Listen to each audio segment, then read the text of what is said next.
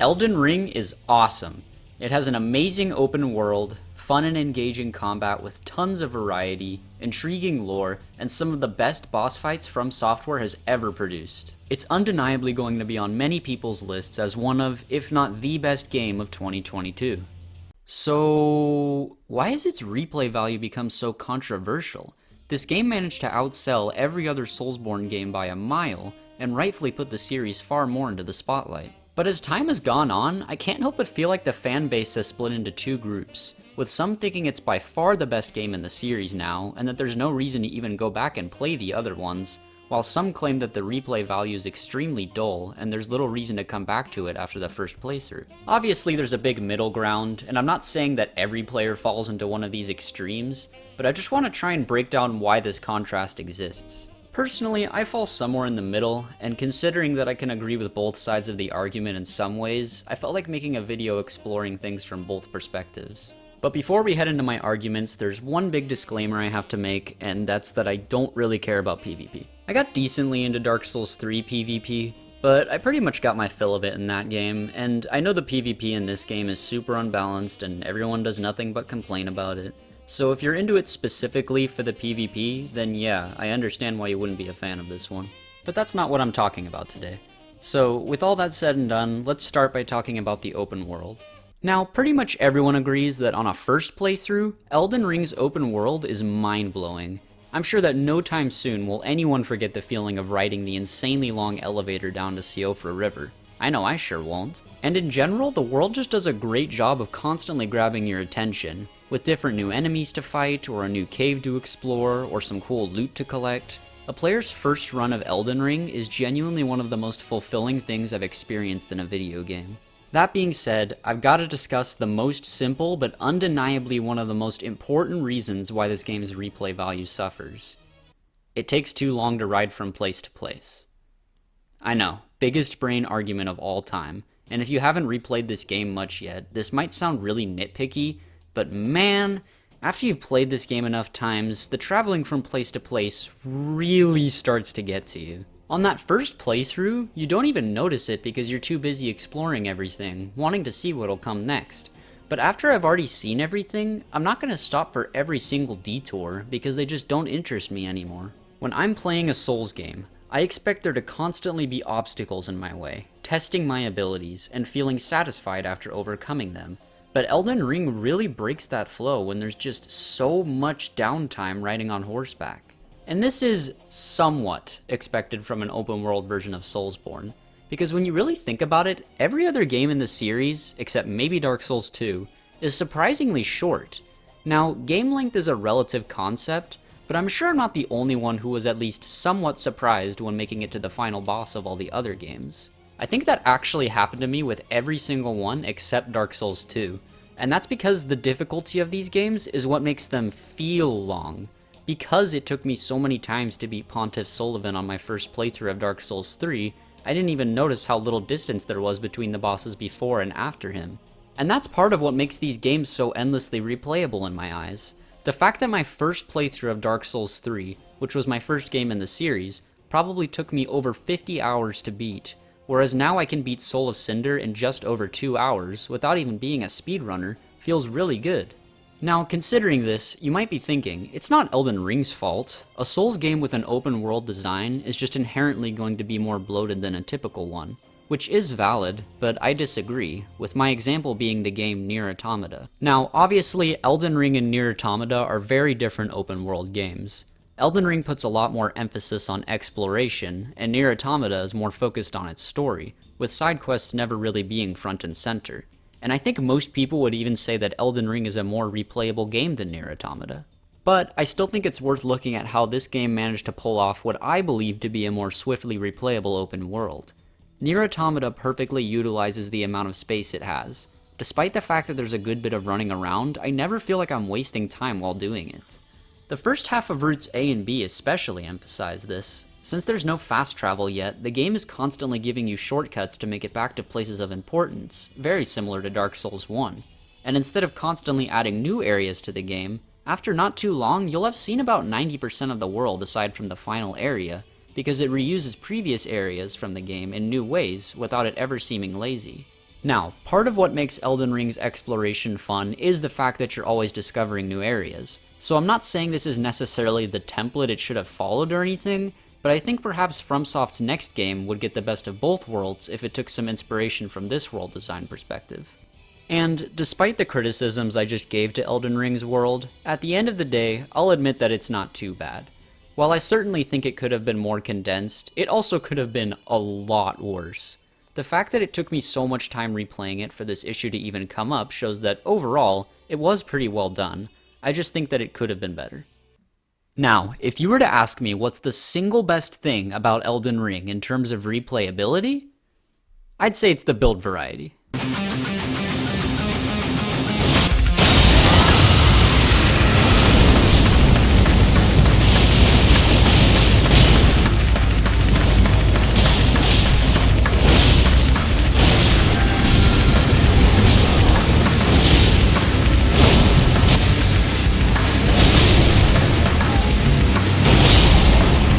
This game has been out for 8 months, and I still can't get enough of it. There are so many awesome weapons, spells, and Ashes of War. I remember back when I used to think Dark Souls 3 had amazing build variety, but this game makes it look like a joke in comparison. And the main reason for this is that the weapon art system feels like it finally reached its full potential in this game. Not counting Bloodborne and Sekiro, every game in the series before this one had a very low percentage of weapons with actual cool and unique moves. In Dark Souls 3, they did implement the weapon art system, which was a decent addition since it at least gave the weapons more moves, but it felt like they were just barely dipping their feet in the water in terms of its potential. Most weapons of similar classes would only have about 2 to 3 different weapon arts among them, making them get a bit stale. That's not to say that there weren't a select few with awesome ones. There were, and they were absolute highlights. But in Elden Ring, the weapon arts are just the highlight of the combat in general. There are so many weapons with completely unique and awesome ones that are actually worth using. Some of the most fun I have in this game just comes from finding new weapons and trying out their weapon arts. And by far one of the main reasons for this is the Ashes of War system. The ability to actually find moves and decide which weapon you want to have them, that was an incredible decision. By using Bloody Slash, I literally managed to get through an entire new game just using my starter weapon, and that was an awesome feeling. And while cool spell variety is actually something that's been in these games for a while now, that doesn't downplay just how awesome it is in Elden Ring as well. There's tons of fun stuff to experiment with. And one curveball I'm sure a lot of us didn't expect was bringing power stancing back. You know, that feature from Dark Souls 2 that a lot of people didn't take seriously. But it was such a perfect time to bring it back since you have so much stamina in Elden Ring, making it way more viable. As opposed to Dark Souls 2 where you just use it 2 or 3 times and run out of stamina. And man, dual-wielding gut swords in this game is just so beautiful. Also, thank God they finally decided to let us freely reallocate stats. So if you're halfway through your playthrough and realize, shit, I don't like my build, you can just switch it up. So what are we gonna do now? Anything we want. Now, this option did exist in Dark Souls 3, but it was only allowed 5 times, whereas Elden Ring gives you 18 per playthrough, which is more than enough for most players. It's also found after defeating a main boss, as opposed to in a random back corner that most people won't find. So I've done a lot to sing the praises of Elden Ring's build variety, but it's not without its flaws. The first and most obvious one being that some choices are just far better than others. And when we're talking replay value, that's not exactly a huge issue, since if you're really that into the game, you'll probably be willing to figure out what the best weapons, items, and spells are. However, that leads into another issue I have with Elden Ring, being the sheer amount of time you have to spend looking stuff up. Now, it's not that the other games are completely free of this issue. If you're playing Dark Souls 2, there's a good chance you'll look up where most of the fragrant branches of yore are, because there's some stupid-ass stone statue blocking your way and you've already wasted the branches you have. Or in Sekiro, you might want to look up where the flame barrel is on your first playthrough, because it helps you get past the annoying chained ogre you've possibly been stuck on for hours now. But the difference with Elden Ring is that it feels like if you don't look up what the best weapons and builds are, you'll be left in the dust. I mean, I'm sure plenty of people got lucky on their first playthrough and just chose to use the Golden Halberd, or Bloody Slash, or the pre-patch Rivers of Blood. But most people probably won't end up choosing something great by chance, and likely just looked up many detailed guides on what the best stuff is, just so they don't have to keep banging their head against the wall trying to get past a tough boss. Now, once you've gotten to know the game, this seems like it wouldn't be an issue, but the reason why it is comes down to the fact that overpowered weapon arts define this game's meta. And since these overpowered options exist, at a certain point in the game, it feels like the devs expect you to have these things. And to continue with that, let's talk about the bosses. Now, I want to make it immediately clear that I love the main bosses in this game.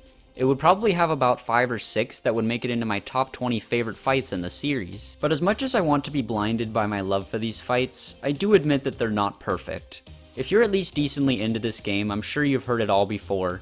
Everything after Mountaintops of the Giants does too much damage, many of the fights have combos that can go on for a really long time and give the players super short windows for attack, and using spirit summons is the difference between night and day with certain fights, especially the Godskin duo. Due to these disadvantages, the player is often expected to come into these fights with some trick up their sleeve. But while this definitely makes the fights more doable, it can also make it feel less satisfying to beat them, since it makes it come down to either your advantage pulling through or theirs. Now, honestly, I can personally get over this. Elden Ring bosses being unbalanced has been a major discussion for a while. Some people can't get over it, and some people, myself included, can forgive these flaws and just enjoy the bosses for what they are. Even though Malekith can do crazy damage, drain my health, and lower my max HP, I still love this fight for its incredibly satisfying moveset. So that's not exactly what my biggest issue with the bosses is. My actual biggest issue is simply how much you have to go through to replay these fights. One of the main reasons why I replay the Soulsborne games is for the boss fights. These games have awesome level design, cool atmosphere, and fun builds, but a lot of the time I like to just hop into Dark Souls 3 and rush the bosses as fast as I can, whether in a new game or in G+. And Elden Ring definitely suffers when it comes to this. I don't think anyone would deny that Elden Ring is easily the longest of these games, but despite this, it has the second smallest roster of main bosses in the series. Now, there is a lot of enjoyment to be had with the game's mini-bosses. Some of them aren't the most perfectly designed fights ever, but there are a lot that have genuinely satisfying movesets. However, after I've played the game enough times, sometimes I really just want to face the highlight showdowns. Now, I'm not a speedrunner or anything, so some of the things I'm about to mention don't apply to everyone, but overall, sometimes it just doesn't feel worth the time of running through this game in order to face the bosses. Example, if I wanted to, I could fight every single boss in Dark Souls 3 within a 4-hour period of playtime on a new character. Elden Ring, not so much. Now you'd think that New Game Plus would make this better, and it does to an extent, but it also makes the early game way too easy. Godric, Renala, Radon, and Morgott all just feel like unworthy pebbles to kick to the side on your way to rush to the endgame fights. All of this makes me wonder why they didn't just add one simple feature that would fix this whole issue: Sekiro's boss replaying mechanic. If a game where you can much more easily run through its bosses gives you the ability to replay them at will, I don't see why Elden Ring shouldn't. Now, I know a lot of people aren't going to resonate with this point, and they have just as much fun fighting the regular enemies and mini-bosses as they did on their first playthrough, and that's totally fair. In fact, I think Elden Ring has some of the most consistently fun enemies to fight in the series. It's just that after having my fair share of it for years in each and every one of these titles, the bosses have simply become the highlights of these games for me, so the more time that gets spread between them, the more my interest starts to dwindle.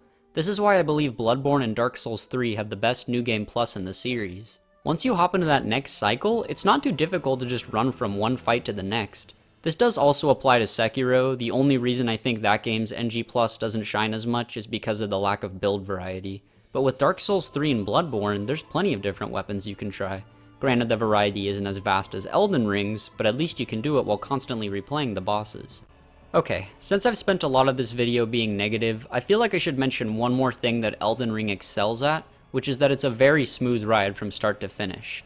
This game feels like it was somewhat of a culmination of everything FromSoft has been trying to do right for years, and this is mostly seen in all the little things. I love the fact that your stamina bar doesn't drain outside of combat. I love the fact that we have a horse to ride around on. I love the fact that we can level up at Sites of Grace, and fast travel to any of them without needing to be rested at one.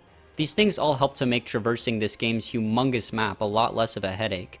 But this consistency also comes in the form of things like the lack of bad areas. Sure, the Lake of Rot is a classic FromSoft poison swamp, and I know some people kinda hate Mogwin's Palace, but other than that, I feel like most of the game's areas had a lot of thought put into them and didn't need to be rushed. Unlike Dark Souls 1, where most of the areas in the second half of the game were clearly unfinished and just not fun to go through. Like, they actively make me want to replay that game less. But I never have that issue in Elden Ring. I'm pretty much always just looking forward to the areas in this game. At the end of the day, I love Elden Ring. It's just that sometimes while replaying it, I find myself super into it, and other times it can feel like a bit of a chore. And hey, it's not like the other games are completely devoid of that feeling. The only reason I could ever consider making the statement that Elden Ring has bad replay value is just because I find the replay value in most of the other games to be so perfect. But I don't consider it to have bad replay value. It has its drawbacks for sure, and it's not always as focused as the other games, but it has a lot going for it with the fun builds and the general lack of any bad content. But that's just my opinion, so be sure to tell me in the comments just how wrong I am. I'd love to hear your opinions on this topic, since it's such a mixing pot of opinions at this point. Anyway, thanks for watching. I'm not sure if my next video will be another boss ranking, or it'll just be something more like this, where I talk about an aspect of one or more of the games. But it'll definitely be one of those things, so subscribe I guess if you want to see more of that. See ya.